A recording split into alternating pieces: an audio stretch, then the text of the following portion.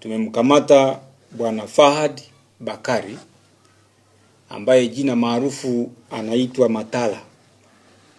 Huyu ana miaka 34 na ni mkazi wa Masasi mkoani Mtwara. Tumemkamata kwa tuhuma mbalimbali. Tuhuma ya kwanza, huyu mtuhumiwa anajitambulisha kwenye jamii kwamba yeye ni mtumishi wa jeshi la polisi katika kamisheni ya intelijensia ya jinai pale makao makuu ya jeshi la polisi Dodoma. Lakini pia anajitambulisha kwamba yeye ni afisa katika idara ya usalama wa taifa makao makuu kule Dodoma. Lakini pia amekuwa akijitambulisha kwamba yeye ni mwajiriwa katika jeshi la wananchi wa Tanzania katika idara maalum, yani special force kule Morogoro.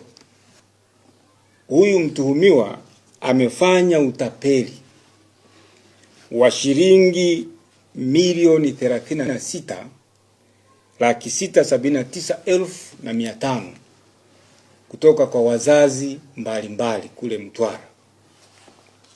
Mzazi wa kwanza alitapeliwa shilingi milioni 28,832,500 akidai angeweza kumsaidia mwanae kupata kazi katika idara ya usalama wa taifa.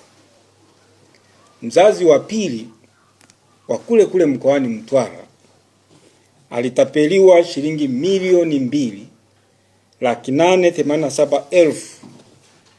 Huyu tapeli alidai kwa kutumia fedha hizo angeweza kumsaidia mwanae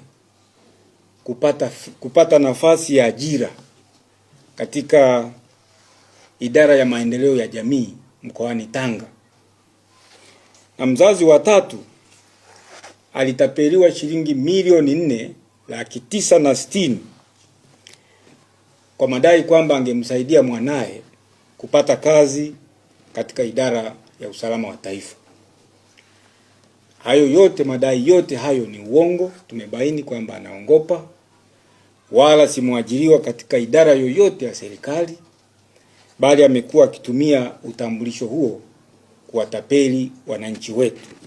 Linatoa wito kwa wananchi wote wa mkoa wa Lindi na mikoa ya jirani kujihadhari na matapeli. Ajira za serikali zina utaratibu wake. Ajira zina utaratibu wake. Zinatangazwa kwa njia rasmi na watu wanaomba, na wale wenye sifa huchaguliwa au huteuliwa.